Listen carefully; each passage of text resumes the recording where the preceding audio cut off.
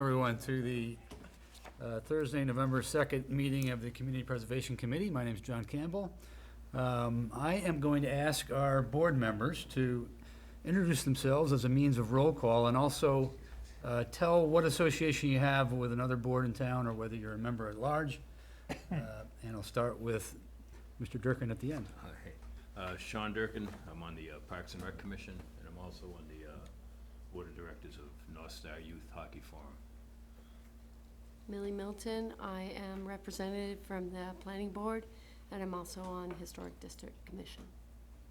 Todd Helwig, Conservation Commission. John Campbell, Open Space Committee. Andrew Clark, at large. Leslie Harrison, Historic District Commission, but I'm also on the Open Space Committee. Jeff Leland, at large. Andy Dowd, Housing Authority, and I'm also the town clerk in Northborough. Peter Martin, at large. Thank you, everyone. We have a guest tonight, Mr. Stuart Saginaw from the Community Preservation Coalition, Executive Director, I should say. We're very honored to have him. I'm not going to pause any longer. I'm going to give you the floor, Stuart. All right, thank you, John. Thank you. Appreciate it. So first, a little housekeeping. Okay, John, if we do this interactively and folks ask Absolutely. questions along the way, I think it works better that way. Very So, informal here. all right, great. As John said, I'm Stuart Saginaw from the Community Preservation Coalition in Boston. It is wonderful to attend an in-person meeting and not be sitting on Zoom. I drove a long way tonight, but I'm thrilled to be back, meeting with CPCs and out on the road and not just, sitting in a basement somewhere looking at Zoom. So kudos to you for a lot of CPCs have not begun meeting yet in person. So Took a lot, but we got here. Good. Kudos to you. So tonight I have an update presentation on CPA to give you kind of a bird's eye view of what's happening statewide, and then we'll kind of drill down a little bit to some of your issues. I left some time at the end to talk about White Cliffs because I know everyone has some questions about that. I did a little research that was long overdue to Lori, and talking about your options for that building, and I'm happy to answer questions and kind of just talk it out a little bit if you're not all tired of talking. So, can I just have a show of hands of anyone that's fairly new to the committee? Gives me an idea to know where to emphasize things. You're pretty experienced long-term Andy Dowd members. is probably the newest member. Obviously, he served the town for a long time, but we did not have a housing authority representative for many years. This is kind of a gap, and Andy joined, so. But everyone else has been on the committee for All right, so I have 10-plus years. a couple of, in the middle, some basic slides, which I think I might just skip right by since. It's fine. You can keep with your presentation. Some in the audience and watching like to see anything that's informational, so Okay, great. don't hesitate. All right, super. All right, so let's begin. As I mentioned, I'm from the Community Preservation Coalition. We are a nonprofit based in Boston, but we're just really a confabulation of all these other nonprofits that work in the areas of CPA. We were located until very recently at this organization and their offices and under their fiscal agency, and we have since brand new moved to an organization in Boston called Third Sector New England, which is a fiscal sponsor for smaller nonprofits like ourselves. We are still renting offices from TPL because they're right next to the State House, and that's really critical for us to be right down the street from the State House and keep an eye on what happens up there. We have folks from these organizations that sit on our steering committee. We have 8 people from local CPCs like yourself who sit on our steering committee and some at-large members. So there's 21 folks who meet quarterly and kind of guide the operation of the coalition. And the things we do, I think, for lack of a better term, are the things that most municipal trade associations would do. I think, John, you're from the CONSCOM, right? So you have Todd's from the CONSCOM, MACC, the Massachusetts Association of CONSCOMs. There's a housing authority, MassNARO. Everyone has an organization that does education and training and advocacy and all the things that you see on the screen. And we're that organization for community preservation committees. Unfortunately, there is no state agency for CPA. All those other areas that have CPA have a state agency that kind of does regulations and questions and technical assistance. There's nothing for CPA. You will only find one page on the state website with any information on CPA, and it's really basic. There's no one to call for information, there's no technical assistance available, there's no data collection at the state level except some rudimentary financial information. So people think we're a state agency all the time. We are not. We're a nonprofit, but we really fill the gap of the fact that the state never set up a CPA agency. We support ourselves by membership dues from CPA communities. So we're very pleased that Northborough is a member of the organization. And we're pleased that about 99% of the communities are and see the value in what we do. We also apply to grants to foundations the way other nonprofits would, and those partners also help us out financially as well. But the biggest part comes from the membership dues, so we appreciate it. That's actually our communications director, Chase Mack. If any of you have ever used our website, which I'll show you in a minute, Chase spends a serious amount of time on that, making that a great resource for you. That's actually with his wife, and they were campaigning in Milton on election day and holding signs and helping out the advocates when they were trying to adopt CPA. This thing seems to be skipping on me, so sorry about that.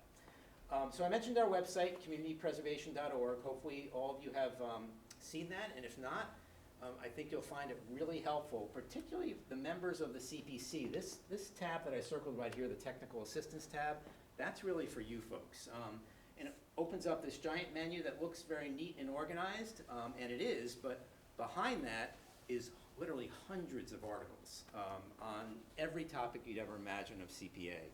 So feel free to peruse that, and you'll learn a lot in your particular category, and then if you don't find what you're looking for, you pick up the phone or shoot us an email, and we're happy to help you out with that. All right, so CPA has become really big, bigger than any of us ever would have imagined when we started working on this back in 2000, when Governor Cellucci actually started in 1990. It took 10 years to get it passed, and Governor Cellucci signed it in 2000. But we're now in more than half the cities in the state, and because we've had a lot of cities adopt CPA in the past decade, the cities are kind of late to the party, but now that we have so many cities, actually almost three quarters of the people that live in Massachusetts live in a CPA community, because we've gotten Boston and Springfield and Holyoke and Cambridge and Newton and a lot of pretty much all the large cities. Worcester just adopted last year, and their new CPC is just forming right now, and I'm probably going to do their training in about a month. It's become a program that is, I think, headed for the entire state, because we don't see any slowdown in communities interested in CPA. It would not surprise me if there were 15 new communities on the ballot next year. Presidential election year is usually when it's pretty large in terms of adoption. I think we had 11 last time, and we had 17 the presidential election before that. We're seeing a ton of interest. I just got a call this week from Marlboro, right down the road, that I drove through to get here, that with some interest in CPA. They have a big mayoral election, I think, coming up very shortly. Some of the candidates have been talking about CPA. It's become a little bit of a campaign issue to pin down the candidates as how they feel about CPA. So Marlboro, depending upon who wins that election, might be a community considering CPA in the future. This is my favorite statistic. I don't know how long we'll be able to say that, but it's been 22 years, and no community has ever revoked the program. Every community that has adopted it has found it really useful for their quality of life, and we have only seen it hit the ballot 3 times to revoke it, and they all were defeated really handily. This is skipping terribly, sorry about that. So this is the map of those CPA communities. The green are the towns, and the orange is the cities.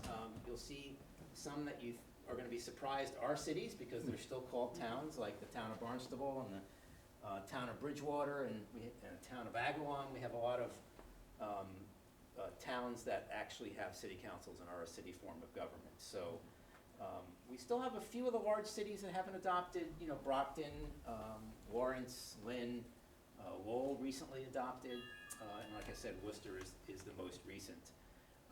There's so many great stories in this map, but the one that I'll highlight is kind of where you are out here.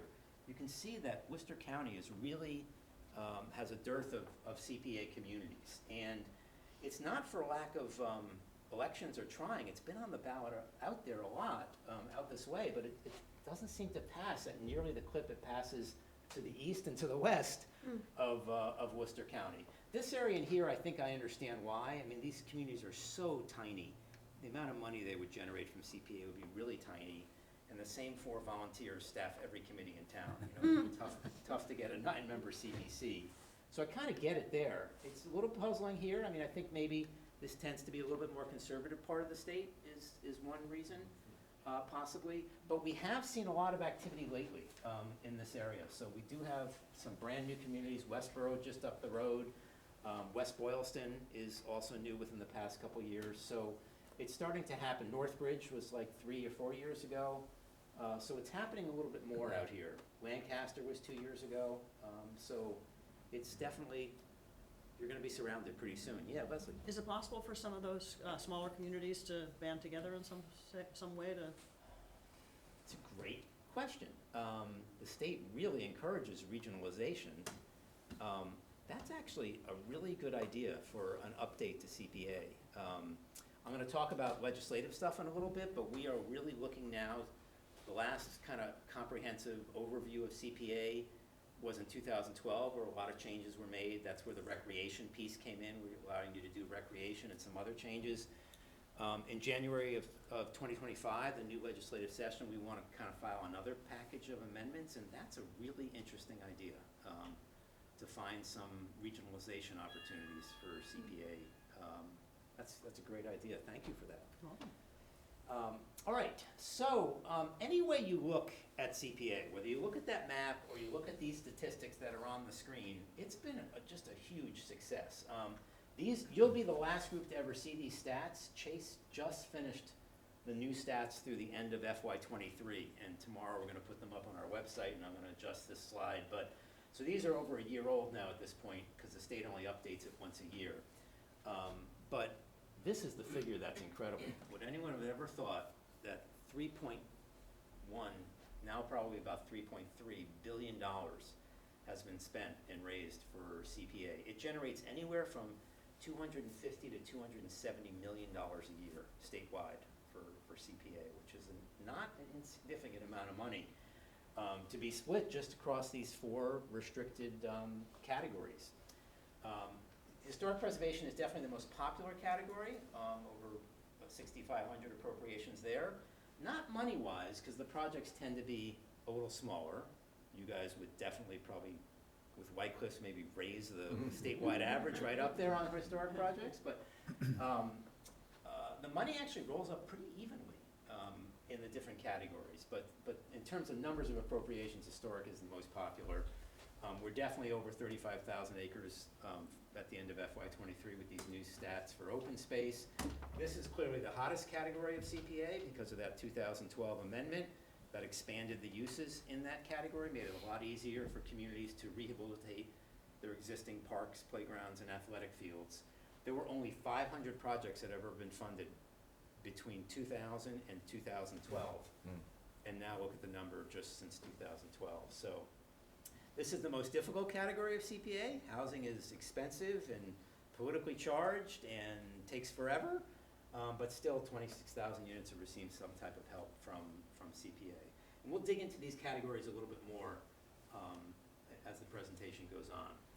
So most of you might know this, but I think people always are surprised to find out a few details of the money piece of CPA. So there's really 2 main revenue sources. Your local surcharge revenue, you guys have a 1.5% surcharge. We have about 70 communities or so that have a full 3% surcharge, and then the rest are, 0.5% on 1.5%. Harvard had a 1.1% surcharge. I have no idea why, but they just raised that to 3% after 20 years, actually. So that's your local money. Yes? Sorry, another quick question. Yeah. Do you find that, do many communities change once they start? Do they end up adjusting? We've had probably a dozen, give or take, that have raised and lowered. We've had communities raise, then lower, lower, then raise. So there's some people that have done it more than once. Amber started out at 0.5%, then went to 1%, then I think went to 1.5%, and then 3%. So yes, it's one of the benefits of the program. You can change your surcharge at any time. I will tell you that the days of 3% are long gone. We haven't seen more than 2 or 3 communities adopt at 3% in the past decade. 1.5% is I call it the Goldilocks percentage. You know, it's not too high, it's not too low, it's right in the middle. And when you look at the stats of the success ratio of communities at the ballot on 1.5%, 1.5% passes like 82% of the time. And all the other ones, so half, 1%, 2%, 3%, are in like the 59 to 60% ratio. It's bizarre. I don't know if I can clearly explain it, except for the Goldilocks effect of 1.5%. But when communities are kind of struggling, you know, on their surcharge and they're in that range and they're new, we always, you know, cite that stat and say, give it a shot at 1.5, because it seems to pass. And it worked here too, so. The other piece of your revenue is really what I call the magic of CPA, which is the trust fund money that comes in. You know, I'm not so sure that we'd have any of the 195 communities if there wasn't this matching money. I mean, that's really the big benefit of CPA. But there's some storm clouds on the horizon there, which I'm going to get into in a second. Your fund also earns interest. I hope your fund earns interest. It's statutorily required that the town track how much interest is attributed to your fund and then pays it out to you, usually once a year when they close the books. They transfer that interest. That never used to amount to much, but I'm starting to see it add up now in this interest rate environment. So good thing to check and make sure. I did find a few communities, I think Southborough was one of them, that had kind of slipped between the cracks and they weren't getting their interest. And there's no way to get it in the rears, you know. So it's a good thing to check your annual financial reports and make sure that that is being distributed to your fund every year. So let's dig into these two funding sources, and particularly the trust fund money. So believe it or not, the trust fund money primarily does not come from the state budget. Most people think it would just be a state budget item, but it's not. It's much better than that for us. It's a fee assessed on documents filed at the state's registries of deeds, and it was a new fee added in 2000 specifically for CPA. So every time you go to the registry and you're filing a mortgage discharge, an orders of condition for the CONSCOM, any paper you file at the registry, there's a chart at the window and it says, here's how much you're going to pay to the state to record that document. $50 of every one of those documents goes to the CPA trust fund. Municipal lien certificates are $25, but all the other documents are $50. So, and then the rest of the money usually goes to the state, to the general fund. This is a funding source that any other program would love to have. It is not subject to appropriation by the legislature. They can't do anything with the money. It's a true trust fund. It goes from the window at the registry to a bank account at DOR marked CPA trust fund, and statutorily the only thing that can happen with that money is it comes out as a check to you folks in about 10 days' time. We're waiting right now on the match by November 15th for this past year. So it's a terrific funding source. Unfortunately, as the map has grown with green and orange on it, and the real estate market has gone like this, you know, the match really slid dramatically. And so in about 2009, we started talking with the legislature about raising that fee. This used to be $20 and $10. That was the fee up until 2019. It took us from 2007 to 2019 to get that bill passed at the legislature to provide an increase in the deeds recording fee. But the legislature really does like CPA. Most legislators have CPA in their district. It gets tremendous support up there. So what they started doing is saying, look, we can't do that right now, but we will start giving money to the trust fund from the state's annual budget surplus if it's available. And that's added up to about $118 million over the past decade. I think we've gotten it 9 out of 11 years, 8 or 9 out of 11 years. We've gotten money from the state budget surplus. So it's another wonderful funding source. The Registry of Deeds money is guaranteed. This is something that we have to advocate for every year, and that's what our organization does, starting takes from the spring until now, to work on this and see if we get it. Last year, you guys got $203,000 in the November distribution, and then you got a decent check, which was a 38.5% match from the surplus funding. It actually came in two pieces, because the surplus was done separately from the regular match. When we talk about percentage matches with CPA, when we say 38.5%, what we mean is 38.5% of what you folks collected locally. So this figure is 38.5% of that figure. And that's the same for every community in the state on the first round of the trust fund. Last year, everyone got 38.5% of what they raised locally. So yours was 55,000. Gosnold got about $400 on their $3,000 of total revenue, and Boston got, I don't know how many million of their $25 million of revenue. Yes, sir. How has that 38% varied over the years? Great question. For the first 6 years of CPA, when did you pass? 04 election. Yeah, I was gonna say, it's so before my time. 05 town meeting for Okay. the. So your first 2 or 3 years, or maybe 4, you had 100% match. The first 6 years of CPA, it was 100%. And that's because the communities that adopted were mostly smaller, like Northborough, or even my community. I live up in Boxford on the North Shore. We adopted in 2001. And I was chairing my CPC for 5 years. I joined the coalition in 2006. But those are the typical types of communities early on, and the real estate market was going crazy. That's when interest rates were falling, and you'd see people refinance in January. The rates would fall 2%, they'd refinance in May, and then they'd refinance again in November on the same property. And all those was like ka-ching, ka-ching for the trust fund. And there was more than enough money. There was a big surplus every year, so it was able to pay out 100%. But once that caught up and the real estate market started to slide and the word got out about CPA, it had reversed, and it got down to, if we hadn't got any surplus money, we would have been at 11% in 2019. So we just got that bill passed to raise the fee in the nick of time. It was about to fall into the single digits. So, you can see it's rebounded now back up to 38. It was 46, I think, the year before that. The first year we got that big infusion of money from the increase. So it varies pretty widely. But it's a very timely question, because I don't have great news for you. I'm so sorry about this clicker. It's time for a new one. I don't have great news about this year's match. The trust fund is down 30% year to date. You all know what's happening in the real estate market. There's no volume. We make our money on volume. It's not a percentage of the purchase price. If we got a percentage of the purchase price, when I started in 2006, the average home in Massachusetts was around 300,000, and now it's, I don't know, 575, 600, something like that. That would be great, but we just get a flat fee, $50. So it's been dramatically reduced by the slowdown in the real estate market, and also the refinancings. For a long time, all the refinancings were generating a decent revenue for the trust fund.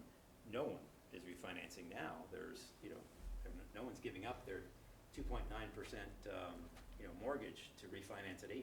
So DOR projected a 20% match in November. We were tracking it all summer. We felt the 20% was about the right guess, and DOR confirmed that in September. We are still advocating for some money from the surplus, but it's not looking good. We actually had it in the spring in the Senate budget. They allocated $30 million for the trust fund, which would have been the highest so far. And that would have got us pretty darn close to last year's number. So that would have made the difference between the 20% and the 38% from last year. The Senate gave it to us in their version of the budget, but if you know how legislative things work, they then go into what's called a conference committee, where the House and Senate reconcile their differences. They, unlike you folks who have to have a public meeting and are having a public meeting right now, the state exempts itself from the public meeting law. So the first thing that every conference committee does is they vote to close their meetings to the public. So we don't know what happened behind those closed doors, but when the final conference committee budget came out in July, the CPA line item was removed. So we're still working on it. They always do a supplemental budget at the end of the fiscal year.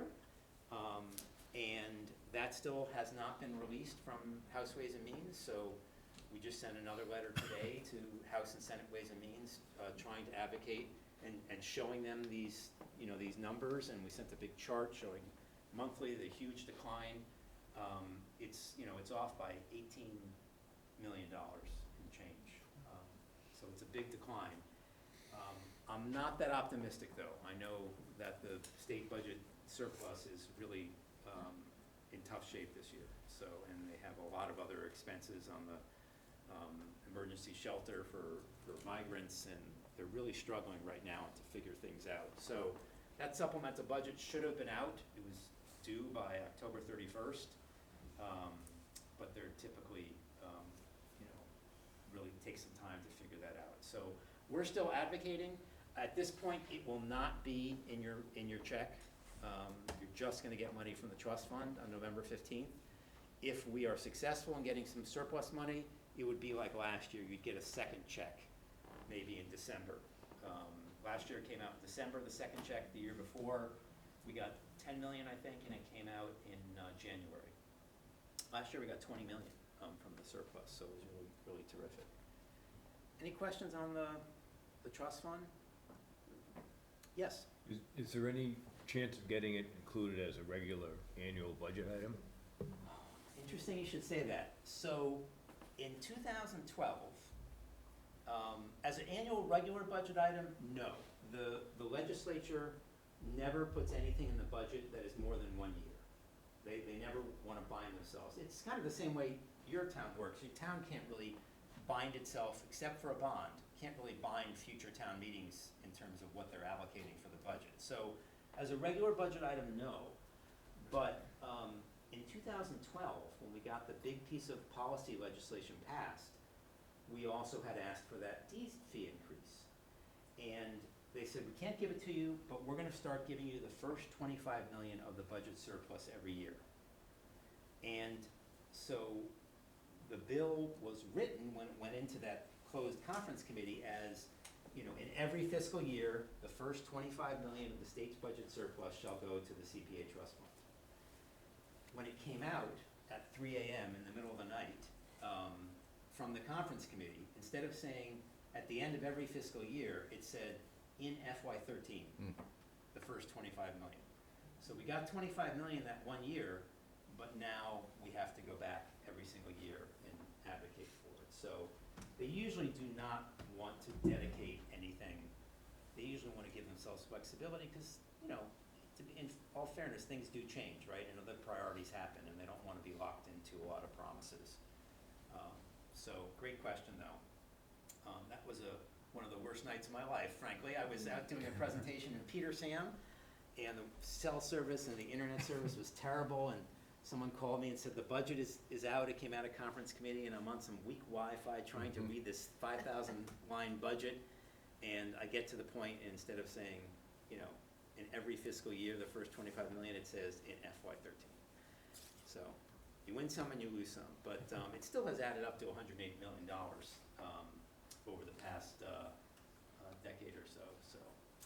All right, so John, I'll roll through these slides a little quicker because these are sort of the basic CPA slides in case anyone was new.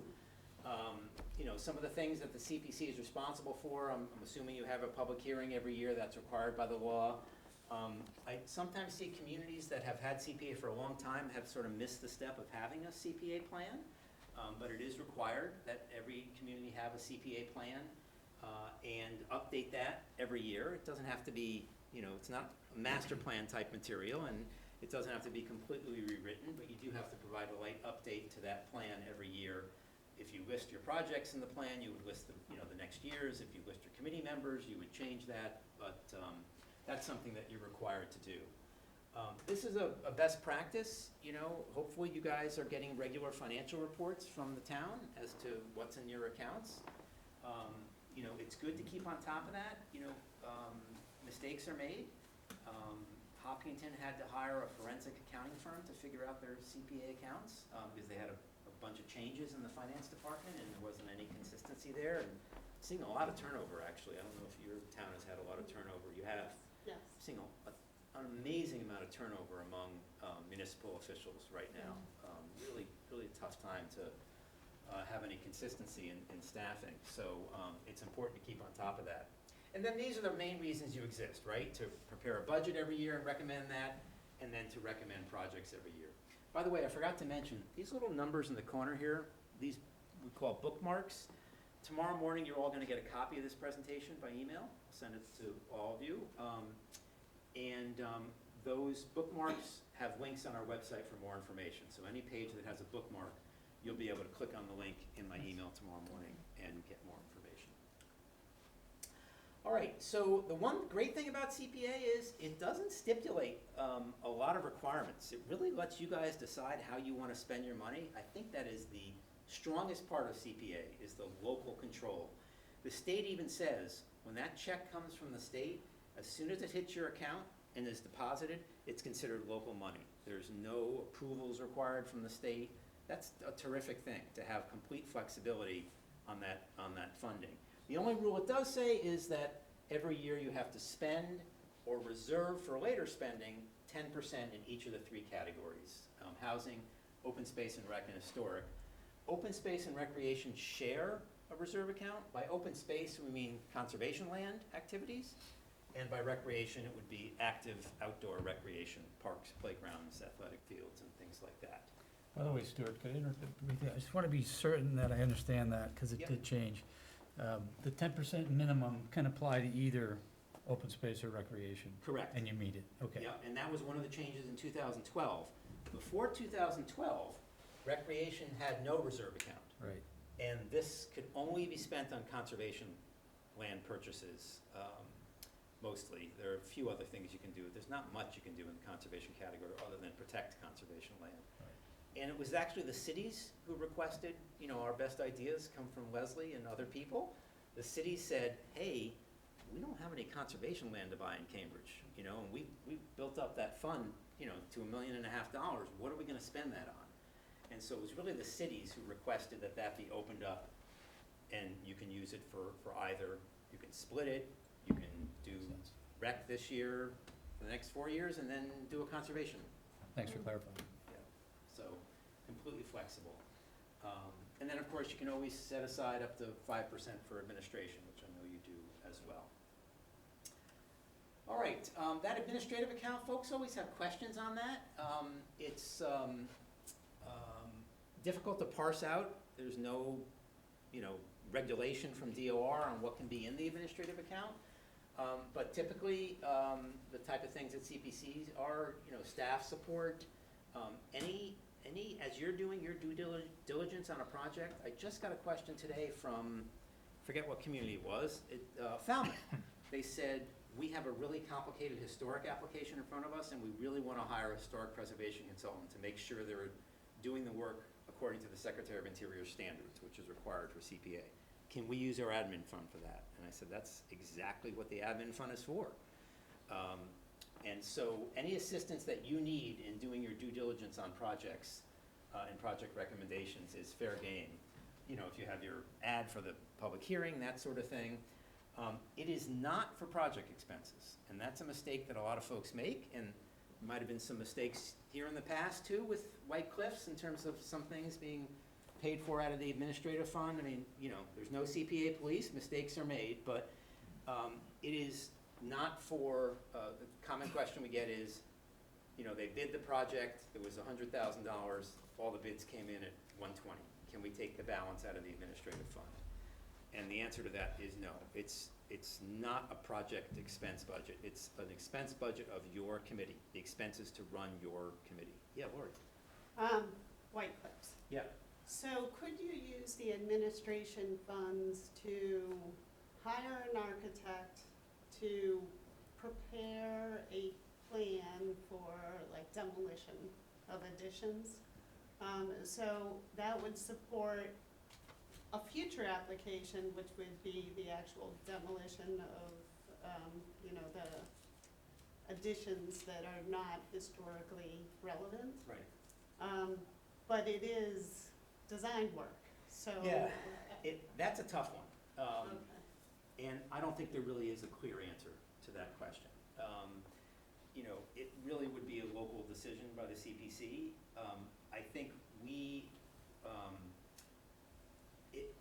one of the ways that we tell whether something is a true administrative expense of this committee is where did the request come from to do that? If the request came from anyone but this committee, it's probably not a good expense for the administrative account. You don't accept applications to use the administrative account. Like the Historic Commission, the Selectmen, the Planning Department cannot apply to use the administrative account. They apply for project funds. Okay. But if one of the committee members, you know, if they had a different White Cliffs application in front of them and they said, well, gee, before we do this, we really should have a study, you know, of this, that would be a little different. It's a nuance, but it would be an initiative of the committee at that point. So that's one of the ways to tell is who's asking for the work to be done, right? If it's coming from somewhere else, not the best use of administrative funds. But, you know, CPA is a local program. You know, there's politics involved in everything, and, you know, a request like that, having to go through town meeting, you know, as a project expense, a small amount of money, and it might generate, you know, all sorts of politics around that. So it's a tough one. I wish I had a clearer answer, but hopefully I kind of gave you some guidance to be able to figure that out. All right. So now let's talk about the actual spending of the money, which is the last big section I have for you, and we can talk about White Cliffs too in more detail. CPA actually doesn't say anything about the application process. It actually starts at the point where it says, the CPC shall make recommendations to the legislative body for, and then it lists all the things you can spend money on. So anything to do with the application process is really up to you folks on the CPC. You have complete local control. But there's some best practices and patterns that have come out from that in terms of, first, who can apply for CPA funds? You know, these are the two big categories, you know, the town itself and town departments and local nonprofits. Those are really the two categories. I don't think the legislature really thought this was going to be part of CPA. I don't think they really thought it through because these type of applications are difficult because there's the whole idea of spending public money on private assets and how do you guarantee public benefit. They're a big use of CPA funds, but they deserve a little bit more scrutiny. And there's no guidance in the CPA. So I think the legislature, when they created it, you know, 25 years ago, was really thinking about this just being a fund for town assets. But we've turned it into so much more, which is fine. It doesn't say anything about that in the legislation. Again, because there's no yes or no, these are not yes and no. You know, these are, you know, pretty basic, and you got to look really close in terms of the list. So the first caution is non-incorporated entities. You see that sometimes, the Friends of the Prescott Park, you know, but they're just a loose organization of friends groups. You see that more in cities. There's neighborhood groups all over cities that often are not incorporated entities that apply for CPA funding. We see folks sometimes who have historic homes who apply for, you know, individual grants. You know, it doesn't say you can't do that, but do you really want to be debating Mrs. Johnson's, you know, 1810, you know, house on Main Street at town meeting, on town meeting 4? Maybe some people don't like Mrs. Johnson.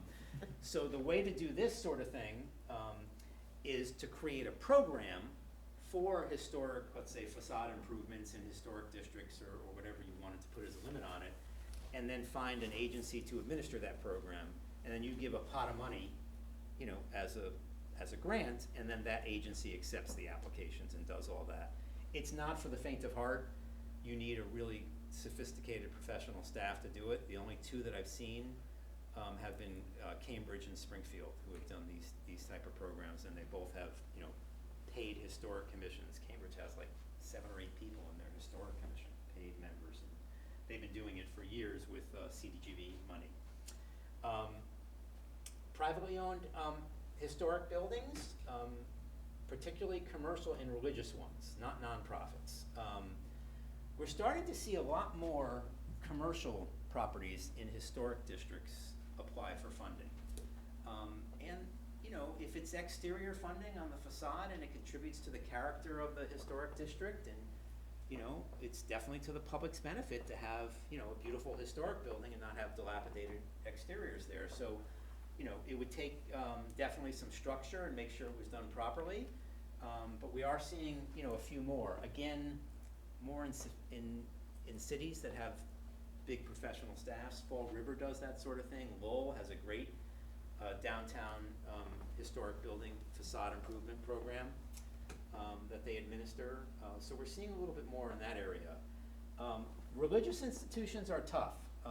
We never really thought they were tough. There were hundreds of projects that gave money to historic religious buildings because they usually are the very fabric of, you know, New England communities.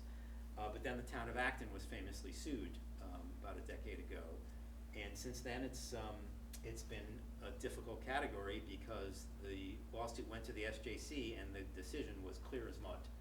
So it's made it difficult. What have you folks done with have you received any applications from religious organizations?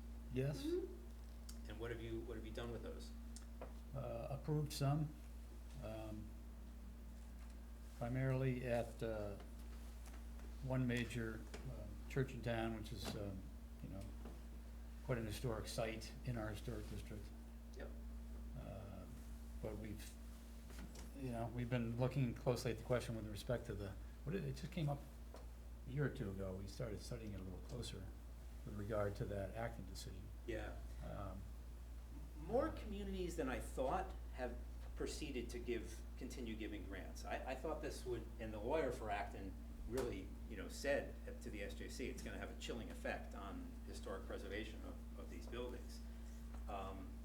But I've seen a lot more communities do what you folks are doing than communities. North Andover, I know, does not do them, because their town council opined against it, but I've seen more activity than I thought I would continue in that area. I think the shoe is gonna drop, you know, on the other foot, or whatever that expression is, at some point. We kinda need another lawsuit to iron this out and get us, you know, clarity on one direction or another, because it really was left unfinished, unfortunately. Yeah, Mark? Let's do it. The way when I was on the commission and the requests were coming in from Unitarian Church, the way I was understanding the lawsuit was if it was exterior and it was improving something that was visible to the whole community, it was probably acceptable.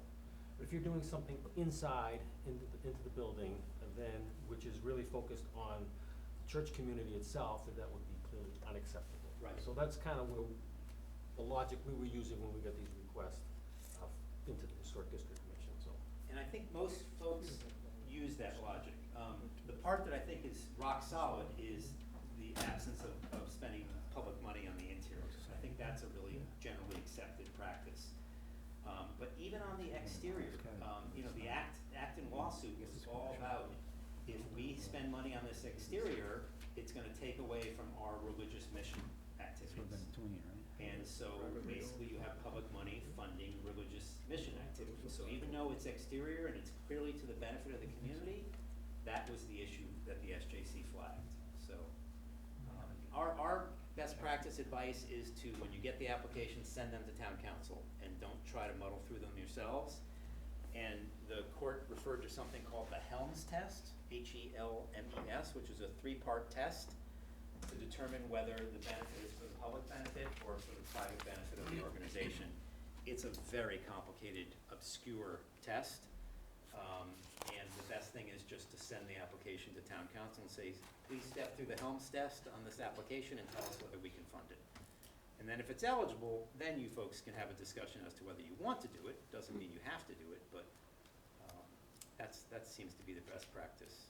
So, Todd, is your firm fielding applications from Most CPCs? of our towns are in that white region that you mentioned previously, that have not adopted it Yes. for some bizarre reason. But I was wondering though, since KP Law probably represents half of the communities, Yep. I assume they're in us. The answer's pretty consistent from them as to what you can do. They wouldn't have a blanket. I would think that the law firm is giving consistent advice to all of its communities. You might not know, you may or may not know that. You may think that. Oh, all right. Well, You know, we see KP decisions from all sorts of different towns, you know, and they have, I don't know, what, 100 lawyers or 50 lawyers, whatever. And I clearly have seen from KP, a town that has CPA, that bought land, and their town council said, you can have this vote be a majority vote at town meeting. And then another KP lawyer said, nope, all land purchases are 2/3 vote. Could someone explain KP, the new guy? It's the largest municipal law firm in Massachusetts. Used to be called Copeland and Page, Page. now it's just KP Law. Yeah, and they represent you folks? Yes. Yeah, in my town too, they do my town as well. So, in general, I think, yes, they have, you know, principles, but you're really not, your town council is really not KP Law, it's the individual who's assigned, that is your town council, it's that person's name. And they do have different, they're lawyers, right? Do lawyers have different opinions sometimes, or? They do, but I'd like to think they'd have a consistent Right. voice on that subject. Yeah. And I don't, and they may on the religious one, I haven't seen many of their opinions on it. We don't typically see the legal opinions. Forgive me for asking you to backtrack a little bit, but maybe for the benefit of the public and anybody watching. Can you summarize quickly what the lawsuit was about in Acton, how it affected CPA? Yeah. So Acton received 2 applications from 2 different churches in town. One was for a master plan to look at the whole building and see what it needed. The other one was for some stained glass window repairs, stained glass that had religious imagery. There's a couple of national organizations that fight for separation of church and state. Freedom from Religion Foundation and I forget the name of the other organization, but that's the one that sued. Now, they didn't have any standing to sue, this organization from DC, but they found 10 local taxpayers who were members of their organization, and they sued Acton, and they said, we feel this application, these 2 applications are in violation of the state's anti-aid amendment. So the lawsuit was about the state's anti-aid amendment. We have an amendment to our state's constitution. It's from the 1800s that is still on the books. And it says you cannot give public money to a private organization, particularly a private religious organization. It says it in black and white. And it was actually done by a group called the No Name Party at the time, and they were trying to keep funding from going to private Irish Catholic institutions, because that's when the Irish were coming over, and folks who were here, you know, wanted to restrict their activities, and they passed the anti-aid amendment saying you couldn't fund religious schools, and it was really, they were really aiming it at Irish Catholic schools. But we still have this law on the books. Now, it's been interpreted through the court a few places to say it's not an outright ban on public money to private organizations. It's a ban on public money going to private organizations for private purposes. But you can give public money to a private organization if it fulfills a public purpose. So that's the court rulings that have happened on the anti-aid amendment in the 150 years it's been around. So that's what the organization and the 10 taxpayers in Acton were suing on. What's ironic is at the same time, there was a federal case on the federal constitution, on the anti-establishment clause, the separation of church and state federally. And in that case, the federal Supreme Court went to the opposite direction of what the Massachusetts Supreme Court did. They basically said, you can't deny a religious organization applications for this public funding program. It was a park program, a school playground program, and private religious schools were applying. And the state said, no, it's only for public schools. And the Supreme Court said, no, you can't discriminate against these organizations for religious reasons. So they have to be eligible for the program as well, which kind of makes sense. And that decision came out at the exact same time that the SJC decision came out here in Massachusetts. But our lawsuit was on the anti-aid amendment to our Constitution, which is much more strict than the federal one.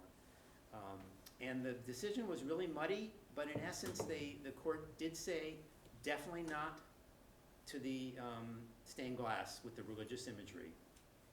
And they remanded the other applications back to the lower court to sort through this three-part Helms test. And they said, we're sending this back to the Superior Court. You need to sort through the three-part Helms test and make a decision on the other applications. At that point, Acton had spent $250,000 to defend themselves. The grants totaled $80,000. And the church probably had spent, both churches, they both withdrew their applications at that point. So the case was never finished. So that's why it's a little muddy right now. So we know for sure one thing is not okay, stained glass religious imagery.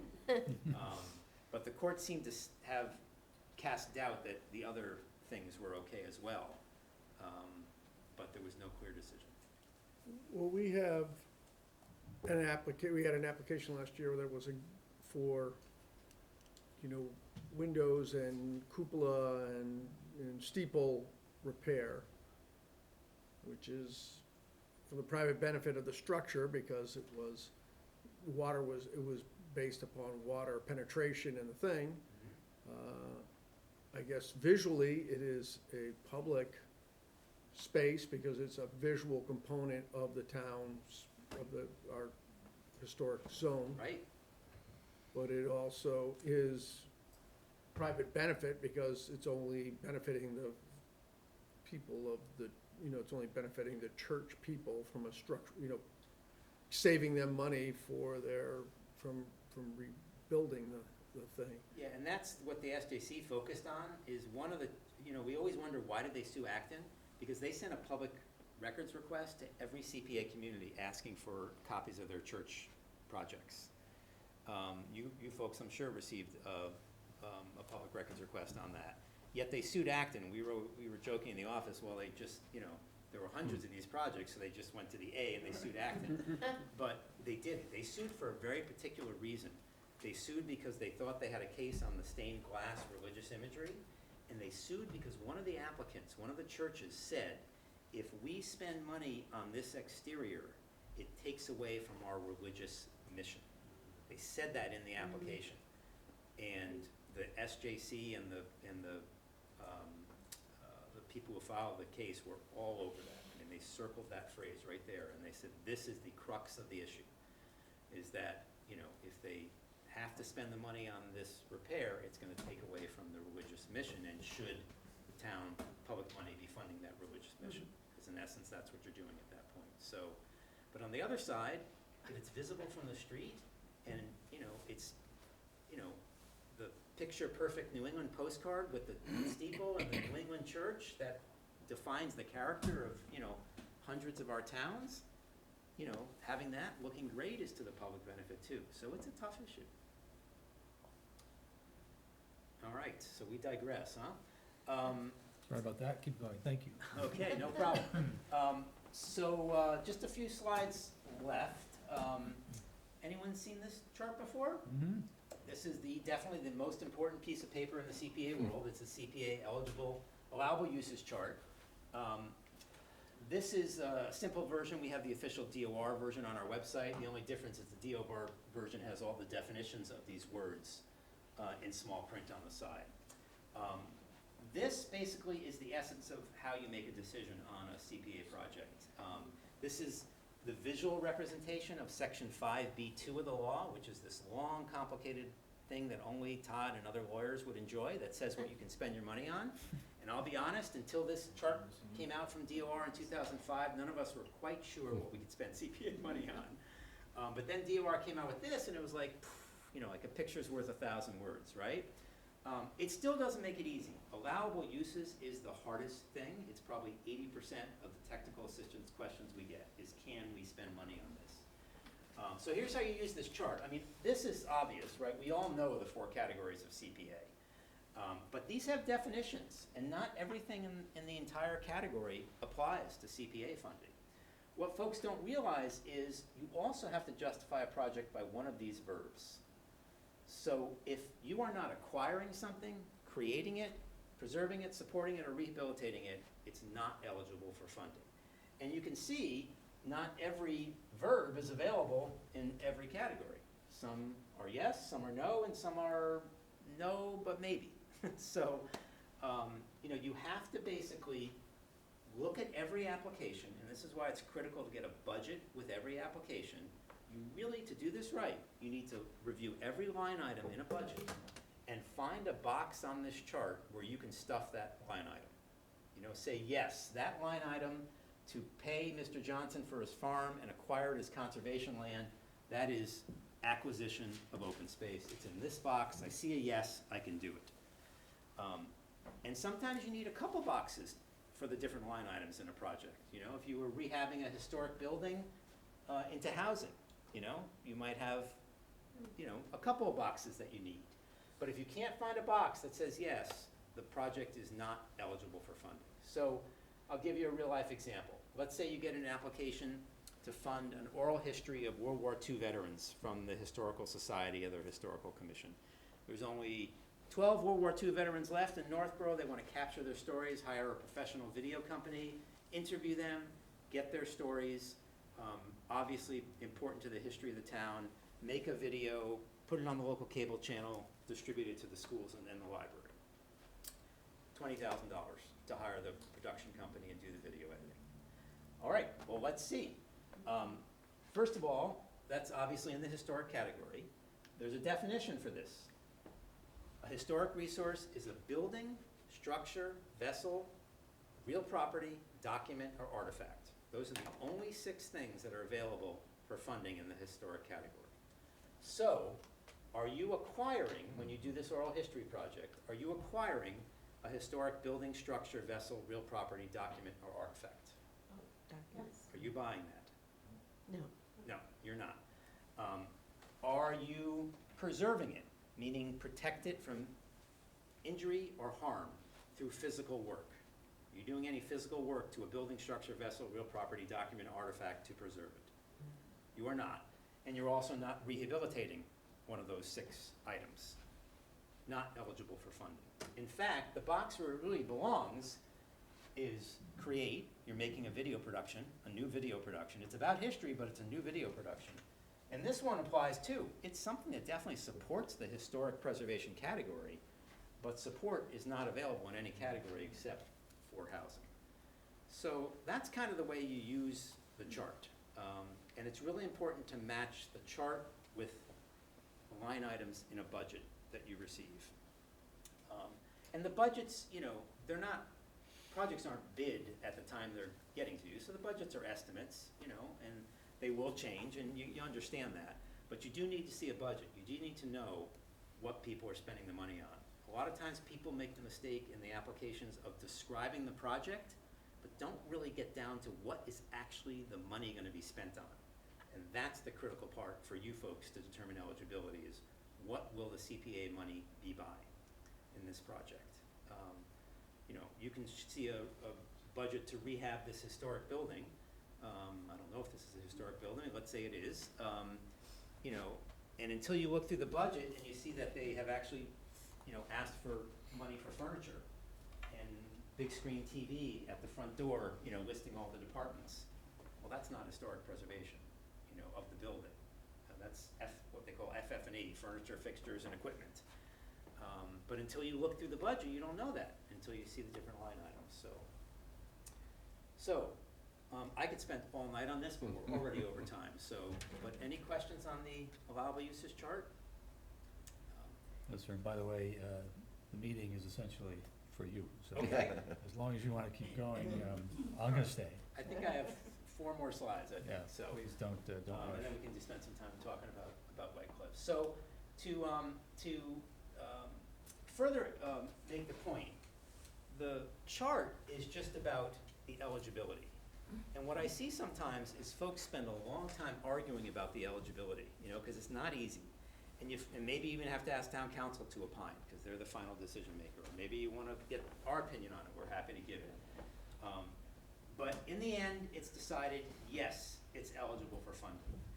If you argue about it for a while, there's this feeling at the end of that process that we're gonna do it. Like, we argued for this long time about whether it's eligible, And now there's there's an expectation, yeah, you're gonna do it. Well, no, that's just the first process, right?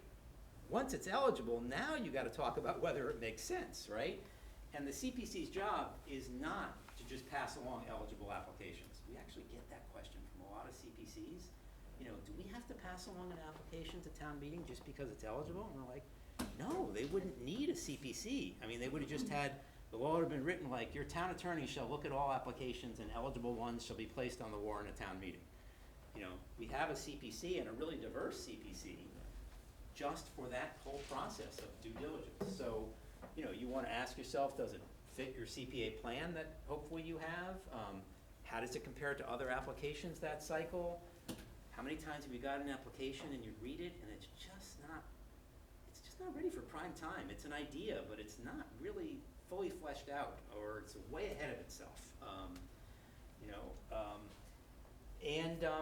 How many times you get an application, and it's easy to, CPA's the easy money, frankly, applying for state grants, poor Lori, that's her job, and it's not easy, or having bake sales, or, sending out fundraising letters, having events, those are really hard, And so a lot of times people just throw the application into the CPC and not really do the hard work to also, come up with some matching funds. So these are all the things that you would, of course, consider. And I know you guys are a pretty thoughtful CPC, and I'll bet this is how you do your process. So we talked about this a little bit. We got ahead of ourselves, but every project has to have public benefit. If it's on a public asset, it's automatic. But if it's on a private asset, you really need to have a conversation at the CPC of how we're protecting the public benefit. Maybe we're asking for a preservation restriction on that private asset. That's automatically to the public benefit. If you get a preservation restriction back, the town now owns that preservation restriction. It's a real property interest, and that is clearly to the public benefit. But there are other ways to guarantee public benefit, access, clawback agreements. There's a lot of different ways, and you need to have a discussion about that every time and make sure that you've been thoughtful about this private application having public benefit, because that's what, as we discussed, what the anti-aid amendment is all about. All right, so let's talk about, dig into a few of these categories. I think I have one slide on a couple of each of these categories. We are seeing a tremendous amount of pressure right now from housing organizations, the state, advocacy groups on CPA for housing. It is the #1 crisis in our state right now, clearly, and a lot of CPA communities do great job with housing, but very honestly, a lot of other communities don't. I live in one that does a terrible job addressing our housing needs. I stood in front of town meeting 6 times when I was chair with housing projects, and I went 0 for 6. And so, it's tough, because every CPA project has to go and get approval at town meeting, and housing can be very controversial and difficult. But we're now seeing, a collision of the state and really wanting to get communities more involved with housing. There was this MBTA communities law, if you're really into the wonkiness of policy planning. Lori knows all about that. And there's more coming, and more pressure coming for communities to, get on board with making sure we have adequate housing. So I do think one of the things that keeps us up at night is that we're gonna see some policies submitted by special interest groups. The realtors are very interested in changing CPA to benefit their category. And so we're sort of just setting the groundwork for folks to really give consideration and think through and be proactive on housing. You see this thing all the time in the big industries, where the feds, threaten to regulate them further if they don't get their act together, and then they form a trade association among all the companies and kind of put some consumer-friendly policies in place. It's kind of like that. But it is something we're really concerned about right now, and we're spending a lot of time. And I think we're going to be engaging a lot of folks in that conversation of maybe how we can make some changes to CPA to make it more equitable for everyone. And they're going to be tough decisions. They're going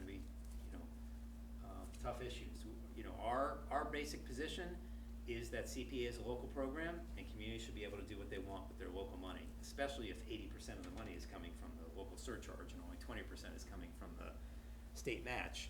But, you know, I will tell you that you know, that feeling is not universally shared among others. So we think, you know, a carrot approach is a lot better than a stick approach, especially with CPA, because if there's a stick approach on CPA, as someone mentioned, communities can lower their surcharge or they can exit the program. You know, this is not a guaranteed, you know, funding source.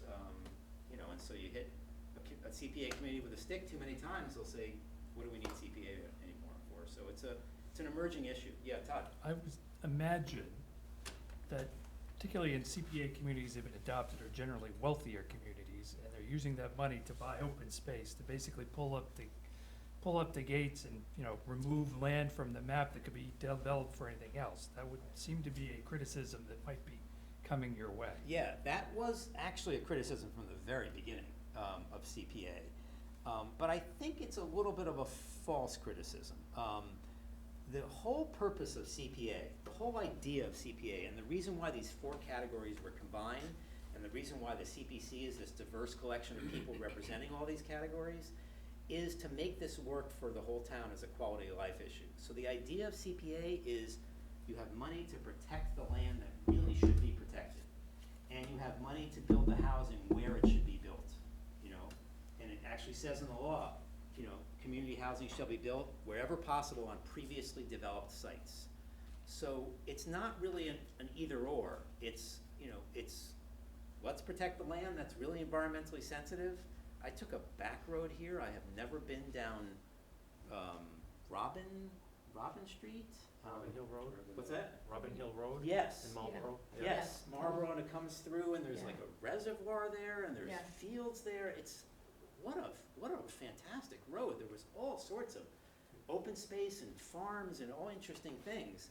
You know, that's not a great place for affordable housing, right? It looked like it was very, like there's a reservoir back there and water features and wetlands and farmland. But, you know, right along Route 20, you know, would probably be a great place for affordable housing. So it is an argument we see a And lot. I'm not even talking about affordable housing, I'm just talking about housing. Yeah, housing in I general. mean, Harvard can make itself more like Harvard every day by buying open space. Right. Yep.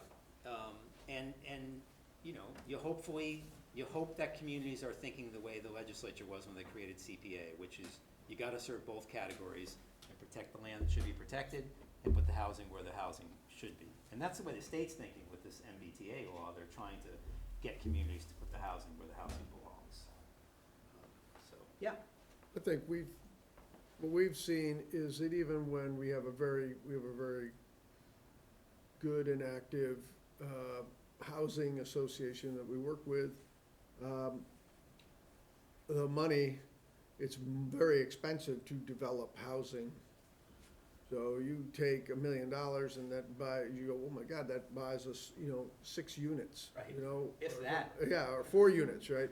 Yeah. And, you know, $1 million might buy 20 acres of a space, you know, of a open area because the person wants to sell it and they want to preserve it and things like that. So it's disproportionate, even though you can spend a lot of money on it, it doesn't seem to create the same kind of, say, oh wow, we just spent all that money and we made 3 units of housing. Right. And that's been our story here, even when a group that's been very active and working with Habitat and things like that to maximize, you know, to maximize the return on the investment. Right. You have that great, is that Rick Leafs? The Yeah, organization? Rick I mean, is. they've done really tremendous work, but, you know, it's a lot of money for a few amount of units. I mean, that is one way to do it, you know, and that has great value because it's local people doing local projects, right? But along with that, you know, CPA is a lot of times used as seed money, you know, as the first money in. If a developer, even a for-profit developer or a nonprofit developer, if they can have as the very first funding source for their project a positive vote of, you know, not a huge amount of money, because you don't have a huge amount of money, but $250,000 of CPA money.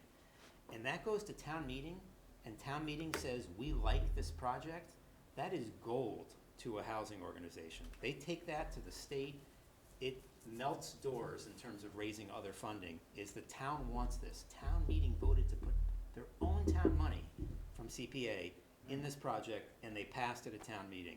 That makes it so much easier for them to get other funding. So now your money's being really used to leverage other money. So they both have value, right? The local organizations developing 100% affordable with, you know, local organizations, and putting a little bit of money into a larger project. And it may not all be affordable, right? Your 250 might only be, you know, getting, you know, a certain amount of units there. But as Todd said, we need housing, we need every type of housing, you know, in Massachusetts. So those are a couple different strategies that communities use. All right, there's just a couple more slides left. Just some things about outdoor recreation. We do still get questions, and, you know, can we fix up an indoor basketball court or an indoor ice rink? But CPA is for outdoor recreation only.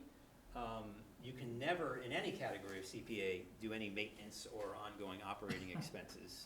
But they're probably, the recreation category probably has more restrictions than any, because there's not a lot of restrictions in CPA, but it does say, you know, no stadiums, as I said, no indoor recreation facilities. There was a lawsuit, not only on religious institutions, but Norwell lost a lawsuit on sidewalks along roads. That's not allowed with CPA funds, because that's not dedicated recreation land. Certainly, sidewalks within a park is fine. And then artificial turf was also a change that the legislature made in 2012. You go back to indoor recreation? I'm not sure I knew that. Yeah. Yeah. Yeah, it's for outdoor recreation only. Wasn't there an application Yeah. for the basketball court years and years ago? That's not why it failed, right? What was the main reason? It failed because it hadn't figured it out yet. Yeah, we just, you know, the budget was wrong, we didn't have enough money yet, but we I remember approved that it. project. But And then, here's the you deal know. on that one, though. Is this a historic building? Yes. Yeah, Okay, so that probably, is that how we brought Yeah. it through, like? I mean, you know, a historic building has offices in it, it has meeting rooms in it, it might have a basketball court, it has bathrooms, it has a boiler. Your money's doesn't really care about what the building's being used for, it's the historic fabric of the building, so, Very well, thank you. yeah, so I think you were fine there. I remember that project, actually. Never did it, but. Yeah, and I think that's one of the only times I've ever seen an okay indoor recreation project, because, and that goes back to John, that's a great thing, sorry to go back here, but that goes back to the chart. You know, I see people all the time, these four categories seem very distinct and very clear, but you really have to know what you're talking about, right? And the first thing you need to do, and it happens a lot between this category and this category, is what category are we talking about? Like, what is this land, right? You couldn't have figured out that project unless you knew this was a historic. If you were considering it in this category, you were doing something illegal. But if you were considering it right here, this was the box for that project, not this. Matter of fact, back then, might have been before 2012, might have said you couldn't even rehabilitate recreation, even outdoor recreation, but now you can. Yeah, that was it. So that's a great example on this chart, is I see so many times people struggle to not really think through what the category is. And you can't go anywhere without first doing that. All right, and now we're on to the last, heading to the White Cliffs discussion, if you want to talk about that. So we actually talked about this, the definition of historic preservation. And furthermore, if it's one of those 6 things, it also has to be one of those 6 things on the state register, or if it's not on the register, the local historic commission. Do you do that? Do you send things, if they haven't had CPA funding before, to the historic commission to get a vote from them?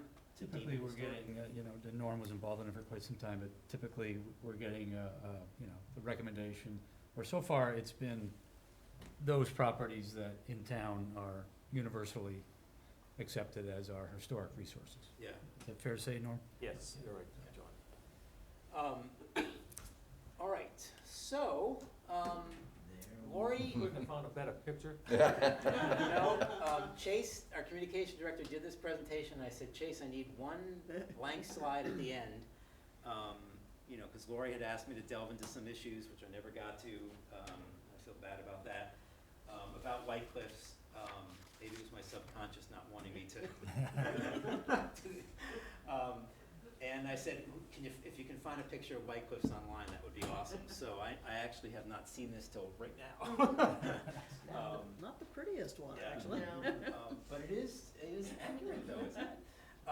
All right, so the question that had been asked was, and it may still be on the table, I know, things have been a roller coaster with White Cliffs, but, at some point it came up, and it probably will come up again, is, can we sell something when we bought it with CPA funds? And the answer is yes, you can always sell any asset, even conservation land that you acquired with CPA money. But CPA requires a deed restriction when you buy something. So the deed restriction should be put in place, and then the property would be sold as restricted to that category. So if you bought a piece of conservation land and a land trust wanted to buy it from you, or a farmer wanted to buy it from you, you could sell that to them. The money goes back into the CPA fund, and the restriction goes with that land, and it's still restricted to that category.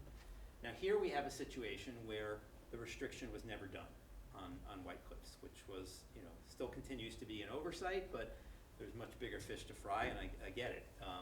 You're not the only community that hasn't, filed those restrictions in a timely fashion, even though they're required. So that really is why this was a significant question, is, well, what do you do if the restriction was never done, right?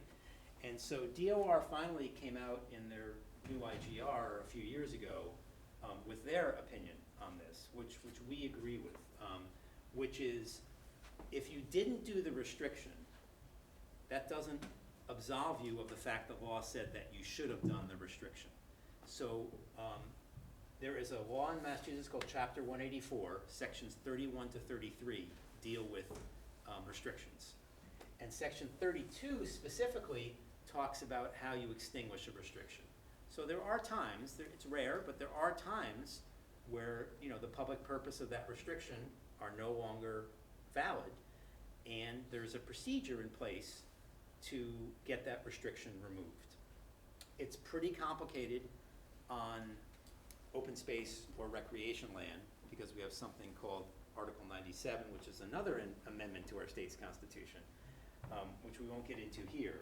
But for historic preservation, basically what DOR is saying, and we would agree with, is you have to pretend the restriction existed because you were supposed to do the restriction. You agreed to do the restriction when you bought it with CPA money. So therefore, you have to follow the same procedure as someone else who was getting a restriction released. And it's a little easier for historic properties to get that done than it is for open space and recreation properties. You need approval by Mass Historic, and I think there's some local procedural votes too. I will tell you that Chapter 182, Section 30, Chapter 184, Section 32 is a piece of prose that only a lawyer could love. I don't. I don't. Yeah, it's dense and it's hard to understand, and I don't pretend to be an expert on it. But it also does say that the property has to be sold at market value. CPA grants an exemption from the state's procurement laws when you buy land. Now, when you want to buy White Cliffs, you don't have to put an ad in the Central Register saying, we want to buy an oversized, rundown, former historic function facility somewhere in the town of Northborough. Everyone who has one, put in your bid and we'll accept the lowest offer. You don't have to do that. When you want to buy a CPA asset, you usually want to buy that asset, that piece of conservation land, that historic building. So it exempts you from the state's procurement laws when you buy. It does not exempt you from the state's procurement laws when you sell, which is why you had to do that, when you were considering disposing of it to Metro West. That's why you did the RFP. That is the proper way to do that. But there are some, for housing purposes, there are some ways that you don't have to sell it at market value. There's another state law that allows you to reduce the price if it's going to be used for housing. But I don't think that's true for a historic property. And then that money has to go back to CPA. That's Section 6 of CPA says that all proceeds from the sale of assets acquired with CPA funds go back to the program. Todd?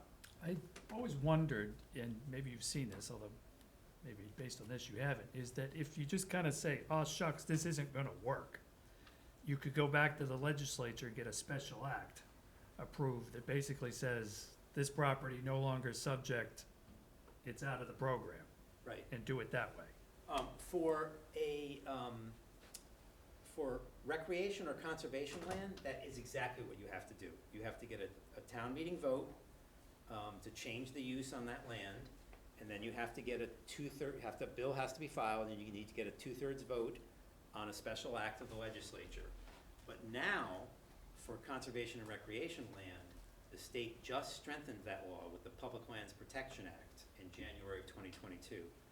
And now, not only do you need the 2/3 vote of the town meeting and the legislature to sell that, you also have to go to EEA, get their approval, show an alternatives analysis that this is absolutely what you have to do, and then you have to replace that land 2-to-1 elsewhere in town with other conservation or recreation land. That was a policy of EEA, and in January of 2022, it was codified in law, and it was called the Public Lands Protection Act. There are dozens and dozens of special acts every year to remove parks and open space and conservation land from protected status, and it was really getting a little out of hand. This is a historic structure. Yes, this is different. This is, I don't think you need a special act. I just think you need to go through MHC. I just wonder if MHC can be difficult to work with, and I'm just wondering whether a special act might be easier.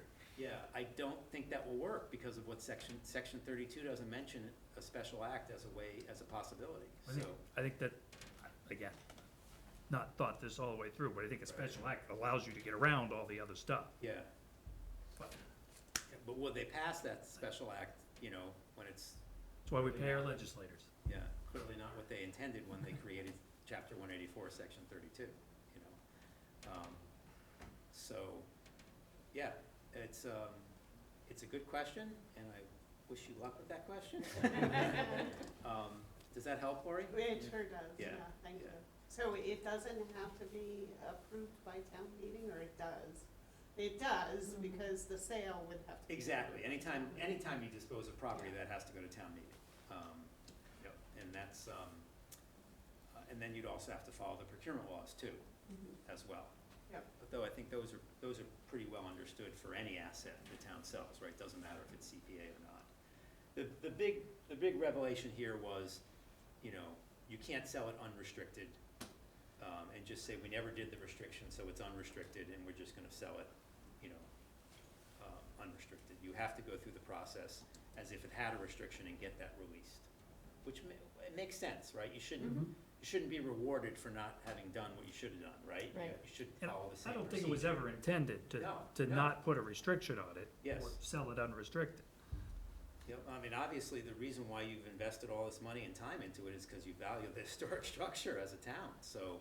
But to be clear, the Mass Historic Commission is the only body that needs to release it? That's what it says in section 32. Okay, so Yeah. that, If it's housing, it would be DHCD. If it's open space, it would be EEA. Recreation land would be EA. Agriculture would be, I think it says Department of Agricultural Services. There's a different one for watershed land, I think, or something. But for historic, it says MHC, which is under Secretary Galvin's office, and is, a very process-oriented state agency.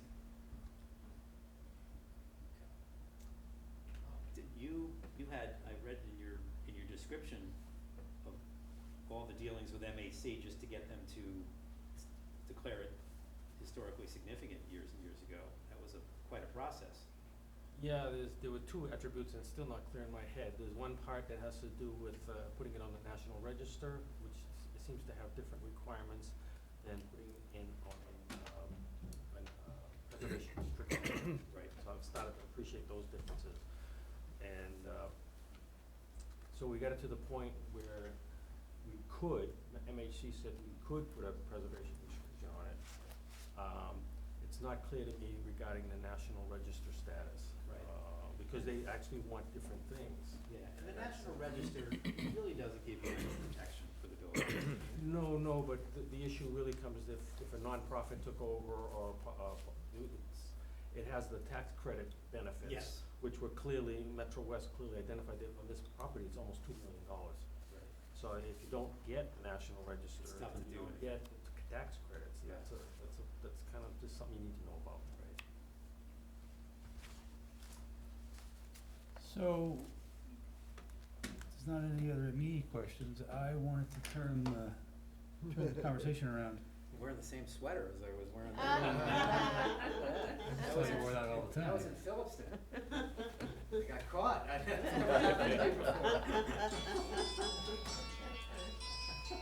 Different pants, though. So back to White Cliffs. Yes. Let's say our mindset is in the other camp, that we're not gonna sell it, okay? I personally wanna clarify again what work can be done that qualifies. So I'm back to the chart, which you happen to be pointing at anyway. Yep. Oh, yeah. And, you know, we already acquired it, so we can preserve and we can rehabilitate and restore. You know, these things seem obvious, but, there's so many aspects of White Cliffs, if it was to ever be rebuilt enough to occupy, that are not fixing things that are necessarily part of its historic character, but they're all part of the building. Yes. So where would got- we differentiate if the CPC was presented an application for Yeah. certain things? You've got tremendous leeway.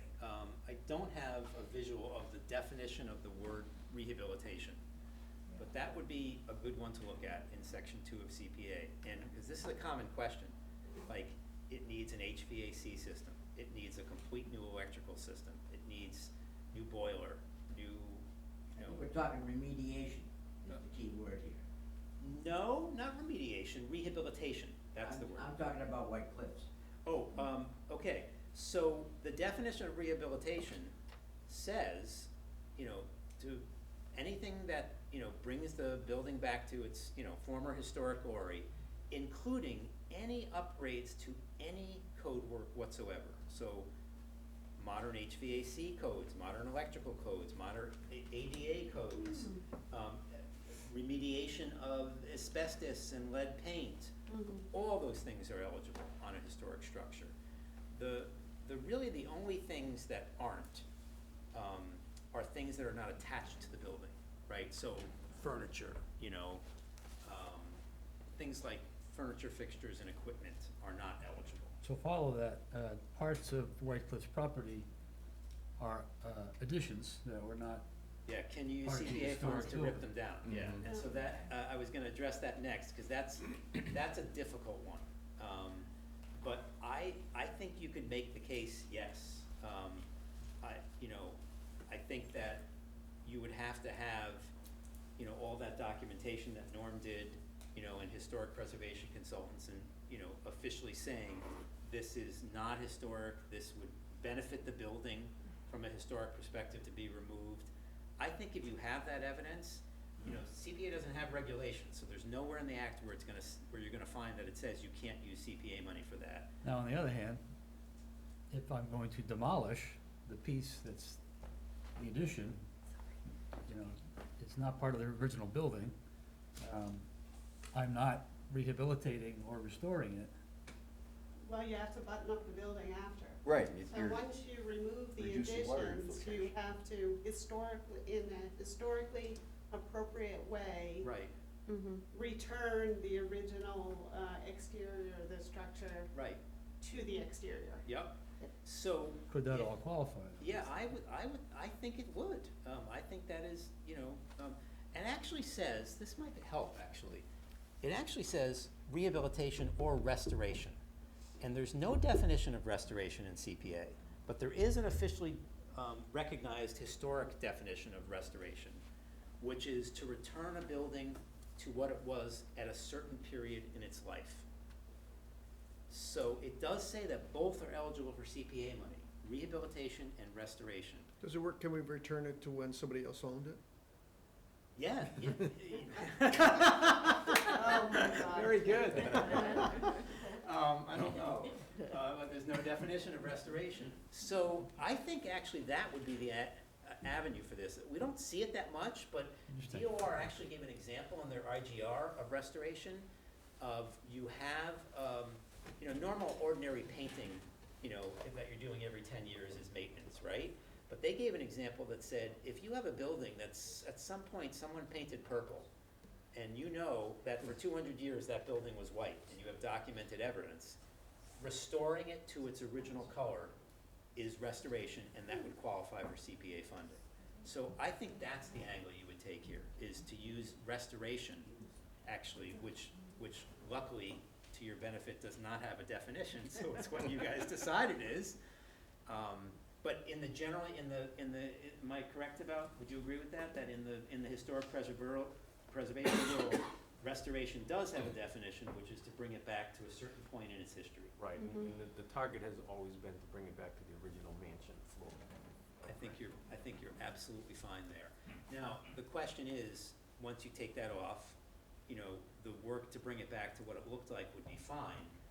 But if you also, for your convenience, wanted to add onto the building, like a modern kitchen or something, that would not be something that would be eligible for CPA funds.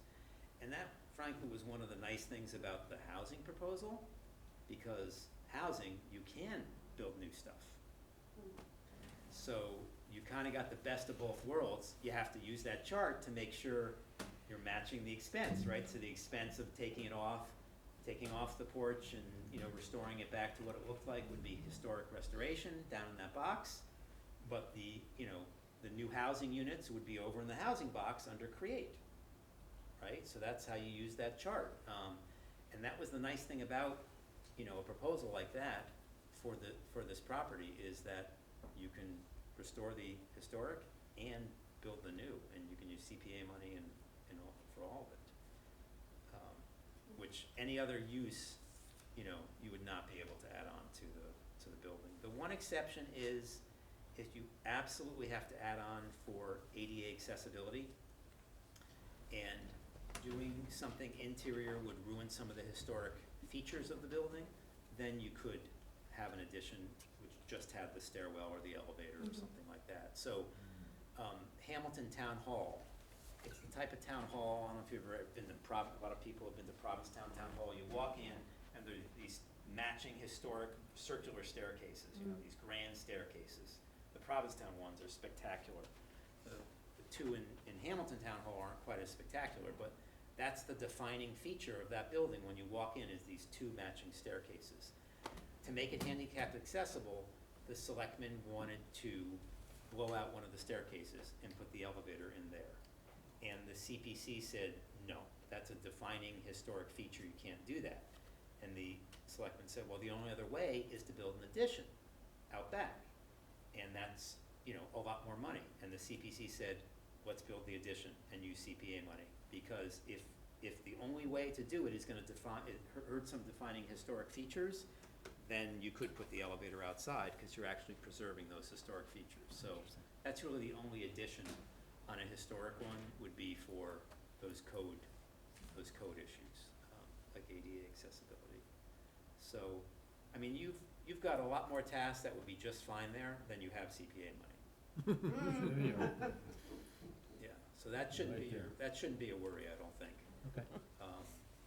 Even with a bond, it's still more than you have, right? There's gotta be other solutions and These are the big partners. questions, yes. That was really helpful, thank you. Board, open it up. Questions on anything else to Stuart? Please speak up. I think you touched on it earlier. I'm curious on ADA compliance. Yep, There was a thing said no sidewalks allowed, yes, but most of the ADA compliant by statute, you need certain pitch sidewalks and ramps, and I contend somewhat it should be a municipality. They should make everything ADA compliant, but a lot of our proposals we get, they almost seem to throw it in as a sales feature for us. Oh, I'm gonna make it ADA compliant. right. Where's the onus? Is that on the municipality, or is it up to us to try and make every project ADA compliant? Yeah, I mean, I'm not an ADA expert by any means, and every town usually has an ADA coordinator, who's responsible for that. I mean, there are a lot of municipal projects, most municipal projects, where if you exceed a certain threshold of the value of the building, you have to bring it completely up to ADA code. So if you were gonna rehab this building and you spent more, I think it's 30% of assessed value, you have to bring the whole building up to accessibility standards. There are different accessibility standards for playground redos, right? So there are different categories of other laws that you have to adhere to with that aren't in the CPA legislation, but they would apply to any CPA project. I think, John, didn't we have one actually for a church, right, for an exterior ramp? Yeah. We did it at the First Parish Church, yeah. Yeah. Mhm. Yeah. And we- Now- we did- mhm. See, now that one may be a little questionable, not because, I mean, an exterior, ramp for any historic building would be fine, but in the religious category, you know, is it being used by the public or is it being used by the members of the church? You know, so that's a tricky one that you can argue Church, either way. Well, Churches in are for that, public in that case, benefit. I remember that one very well, and the justification was for it is because they were planning to continue to use that building for public concerts and the like. So there Right. was, that was the logic written in the. And usually churches are almost always used for lots of community activities. Mhm. The question is, how do you guarantee that benefit going forward, right? Because, you know, someone trips and falls and their liability insurance triples and all of a sudden they say, we can't rent it out, we can't let the community use this building anymore, and you've just invested in that handicap ramp. So these are, you know, a lot of times that can be handled with a grant agreement with a clawback clause that says if you ever stop having public buildings, you owe us the money back or something like that, but, We approved that long before Acton anyway, so. yeah. Good. Yeah, but ADA generally, you know, especially on historic buildings, is allowed. You know, the trick on historic buildings is how do you do the ADA upgrades and not ruin the historic features? And, you know, there is something in Boston called the Architectural Access Board, and you can apply for waivers, you know. Like, we had a Grange building that we used $1 million of CPA money in my town to fix up, and they had these beautiful wooden, you know, handrails, beautiful as they went down, but they were, you know, like 2 inches, you know, too high or too low or something like that. And so they got a waiver to leave those, but then add a second handrail Mhm. for handicap accessibility at the proper height, but they left the beautiful wooden ones as well. But they had to get a waiver from the Architectural Access Board for that. So it's difficult on historic buildings, but it can be done, and it's usually required if you're spending more than a certain amount of the assessed value of the building. You know, a little less clear, I don't think there are too many regulations on making parks accessible. You know, there's some playground regulations. The dog park, we're doing a dog park project and we had to make it accessible. You did, okay. And the same with playgrounds. Yep, yeah, playgrounds, I know there's lots of regulations on that. And a lot of CPA money spent to make wonderful ADA accessible playgrounds. We just did, Yeah, great. Usually has to do with the surface, making it quite a bit, yeah. a great, those pour Came in out place great, rubber. too, that was, yeah. Did they use a pour in place rubber, that rubberized? Mhm. Yeah, that's awesome stuff. The project was sort of expedited because of a claim made against the town. Right, they had to do something. And, you know, but fortunately, we had the ability, and it turned out to be a great asset to the park. It's much nicer than it was, even though it was a good park before. Yeah, those pour in place things are they're fantastic services, but they're really expensive. Everything's expensive in the town. Yeah. Even the dog park, it's over $500,000. Wow. And it's not fancy, Yeah. so. Most handicapped dogs. Just a little dog. My favorite expensive municipal project story was when we were going to install a new HVAC system in our historic community center, which is our senior center. And I was chair of the CPC, and I was meeting with the contractor and the Council on Aging director, and we had the proposal in front of us, and we were talking about the project, and Pam, the senior citizens director, said, you did you did put in the prevailing wage and the, procurement, proper procurement in this to the vendor. And he was like, oh, you're right, this is a public building. He goes, do you have that proposal? And he takes the piece of paper from Pam, and he takes and crosses out the 20,000 and handwrites on there 40,000 and hands it back to her. So, because it was in a public building, it was gonna cost twice as much as you could do it in your house. And we were, Pam and I were like, he goes, oh yeah, I forgot it was a public building, yeah, that's the quote. He wrote it big too, it was like a sharp 1,000, crossed out the 20. Any other questions for Stuart? Well, thank you very much for coming. Mr. Chairman. Very useful. Send you this tomorrow morning, and then if anyone has any follow-up questions, let us know. That'd be great, yeah. Thank you very much. Thank you. All right? It's a great help. I don't think it's the last time you'll hear from us, but you've given us much to work with. Thank you. Nice sweater. Thank Does that go under historic now, or?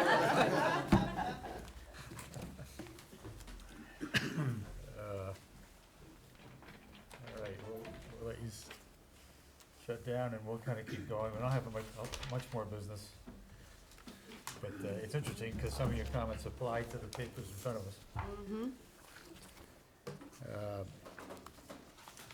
We are going to do a brief look at the applications we've received so far, and so we'll do that.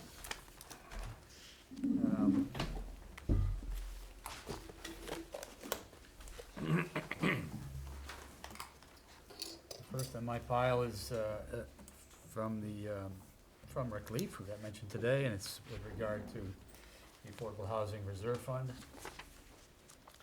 And Rick is famous for his voluminous writings in his applications.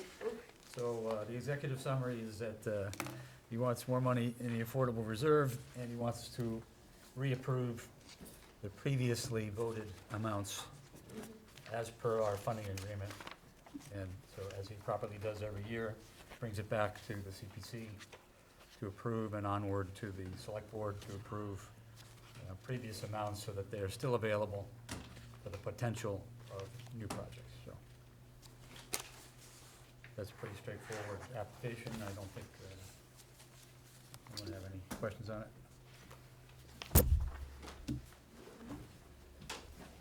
Number 2 in my pile is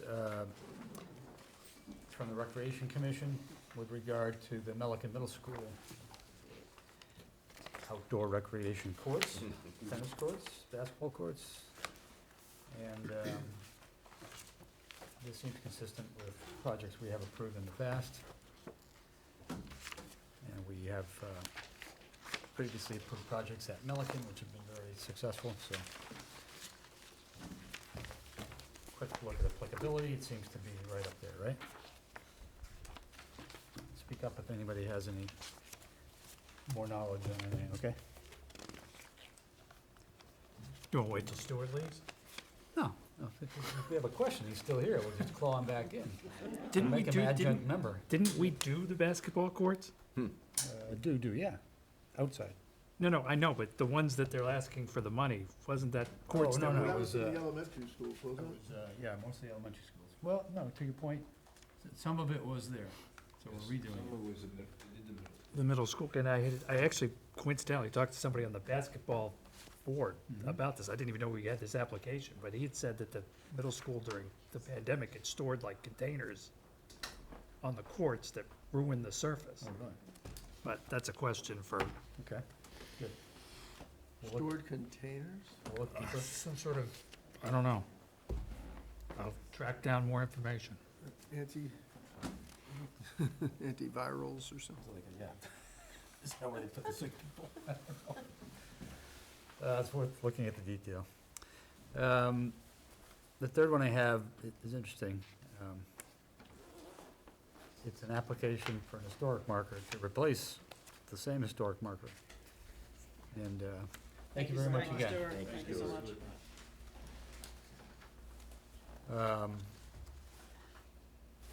So I think we'll discuss this further at the next meeting, but with regard to the more thorough explanation of applicable uses, I don't think the signs ever applied. No, because The, it's not a document, we're not preserving it. yeah, we may have snuck some through. We were, in each case, we are, trying to enhance the historical asset. And we felt that we had vetted it, along those lines. The, I'm trying to remember, because we've been doing these for. We can't create a new thing, right? It's not, the sign is, in itself is not the historic research. Correct, but my recollection is, somewhere I remember reading that it had to do with education. And I'd have to go back and see that it was to educate the population on some of these historic sites. Has Stuart left the building yet? Kinda, we could have his. He got out, as soon as he heard he might be dragged back in. Ran quickly. I just heard him In squeal out. some cases, they are strictly that.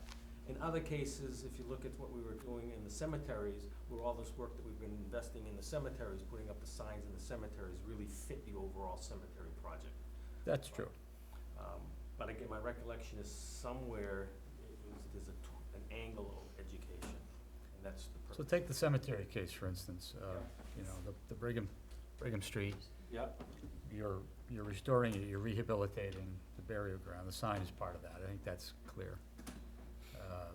At Howard Street, we've rehabilitated certain aspects of it, the signs are part of that, so I think that applies.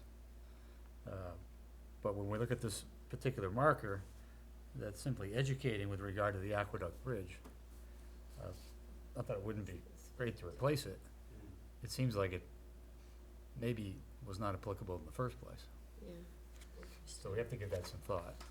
yeah, but then on the other hand, if, picking on that one sign, there is a program to look at the aqueduct in terms of a big picture, right? So Maybe we should bundle it there. it's not that far off in terms of topic, since we're trying to get thinking about opening the aqueduct for, pedestrians. So it's, granted, we put the sign in 5 years, maybe before that's gonna happen, but you're right, probably should be thought through. I'm kind of taking a back seat now on this, so poor Bob. I didn't know that it was gone until I Yeah. saw your application. I noticed it was gone October 7th. I walked by and it was missing. Are there any hints on where it went? Was it just run over, or was it? No, it was unbolted and Definitely stolen. And they got 30 cents when they brought it in. Sorry? They probably got 30 cents when they brought it into, For scrap. metal scrap. It's probably hanging on somebody's wall. they are expensive signs.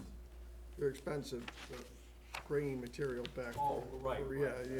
that people think that it's brass or bronze and they're gonna get a lot of money these days, but it's not the truth.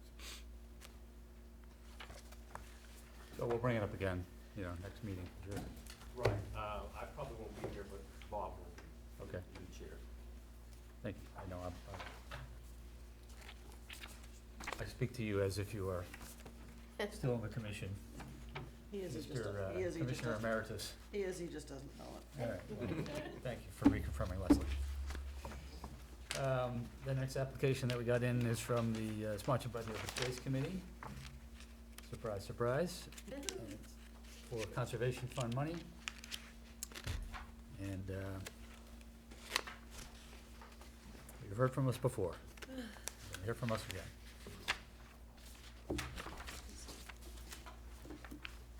And the last one that we've got in is the thickest. And it regards the First Parish Church restoration of the steeple and area, which we talked about last year, we talked about tonight. And so, do we take his advice and start right off and get some town I council was gonna opinion? say, we were just given very clear advice tonight Yeah. that we should send it immediately over, so. I can send that over. Something we should start, why not? Okay, thank you.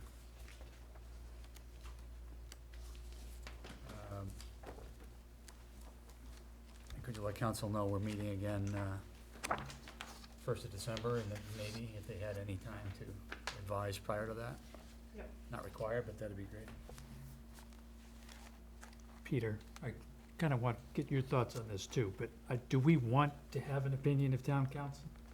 Because then we might be constrained by it. And I kind of think that, and Stuart had said that town council was like the ultimate arbiter of this stuff. I kind of think that the 9 people here Yeah. set the community standards as to what we think should be an allowable project, and not town Something- council something- who's going to give a conservative opinion to save money. Something less than an opinion.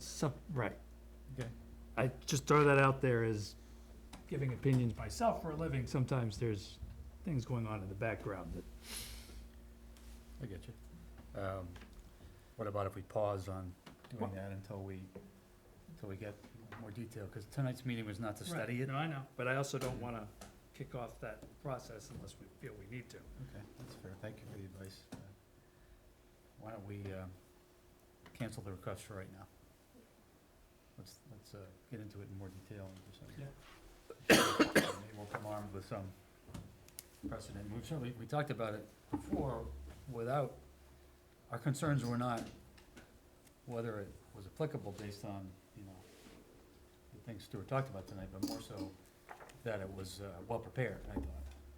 Didn't we speak to that level to the applicant? That they didn't really seem to have the costs in line. They were looking for more detail, looking for other sources. I didn't think it was really not completely well justified yet, and we were on a mindset to sort of save our resources for other things last year. Yeah. Okay, well, thanks for the advice from council, Yeah, right.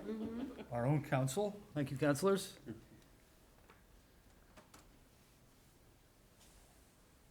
Any other information on applications? Do we know of any that are coming in that people said, oh, we forgot? Anything from White Cliffs other than the debt? Well, I have reached out to an architect, about the demolition and the buttoning up of the building afterwards, having to do with the 1970s additions. And we're supposed to have a more formal discussion in the middle of November when he returns from Europe. So, that's why I asked the question about the administration funds, because I don't have a quote or anything ready to go for this round.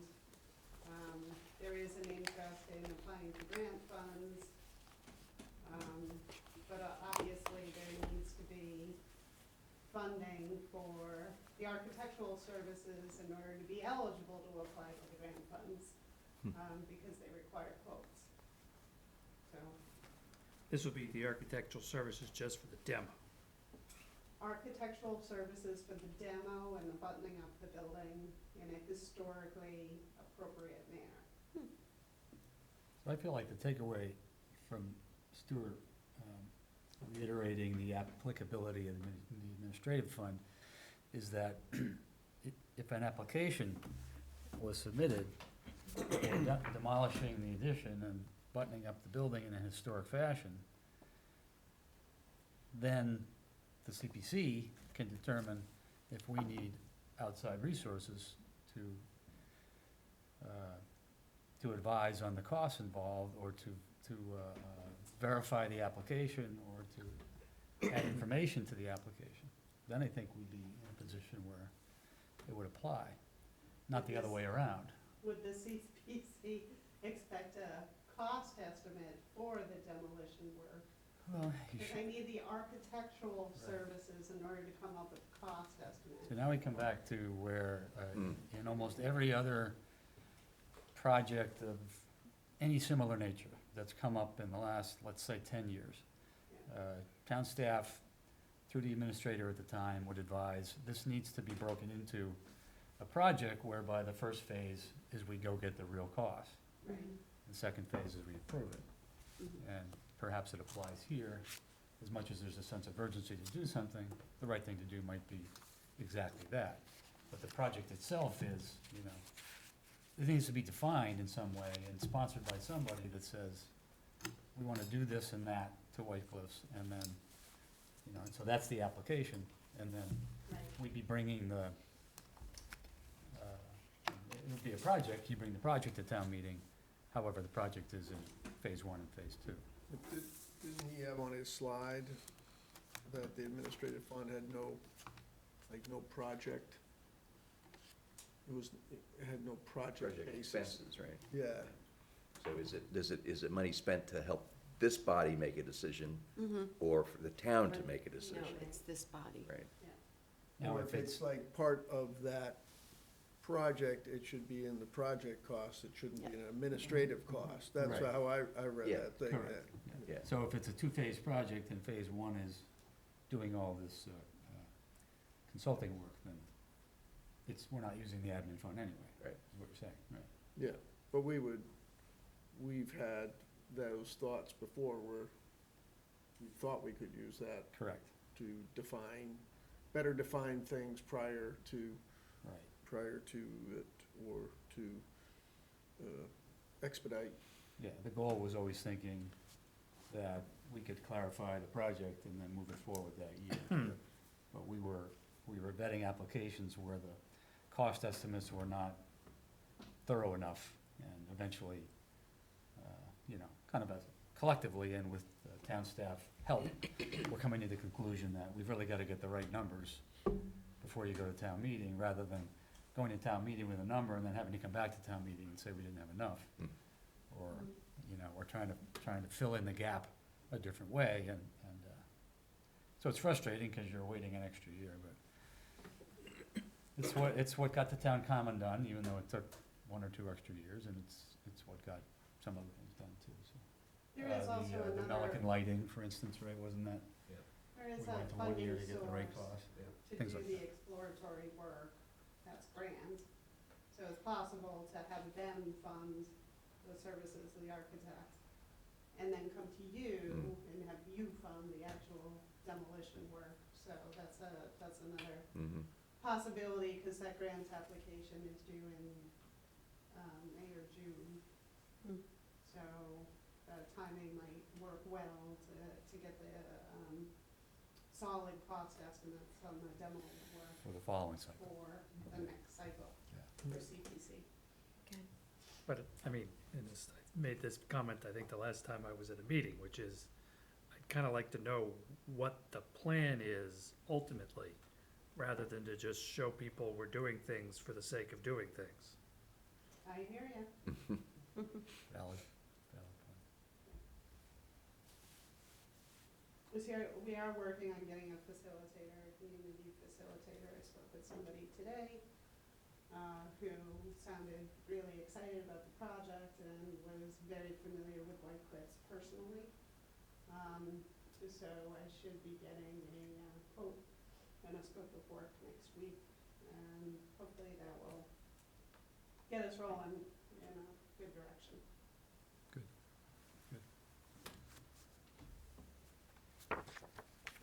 Okay, anything else on applications, questions?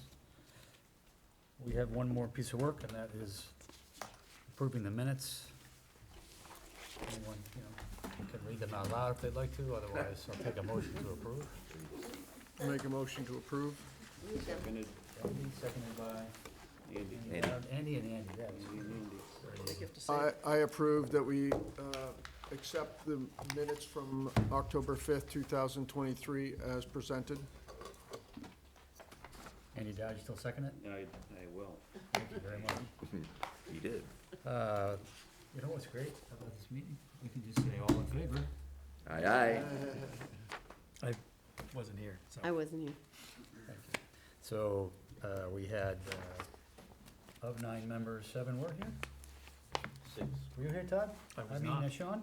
Yes, I was here. Okay. Yeah, he was there. On the phone. I'm not listed under present Pete, or were you here? absent, I just noticed. Leslie wasn't here. Well, I'm not, Jeff so wasn't here. Andy's listed as, Andy's Andy's listed twice as been Clark, released. twice attended, and I'm not, He and his doppelganger. Oh, wow. so I must be. Oh, no, why? Because I have it all on my phone and my Double Andy. think I was, that's, I was present, but, I think All right, somebody, so We were, John, we were president Peter, Andy Clark. because I one did it Andy, from my, two I did Andys. it from my, Sean, and Leslie was there or let not? me double check. Oh, you weren't there? No, I had to look at it. That's Pretty fine. sure I was here. Double check. Yeah, I think you were. Yeah, I was here. So Leslie, so Yeah. 6-0, 3 abstaining on the minutes. You got that right? Right.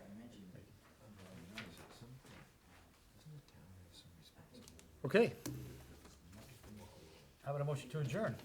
So moved. Thank you. All in favor? Aye. Great meeting, people. Thank you for coming. Thanks for setting it up.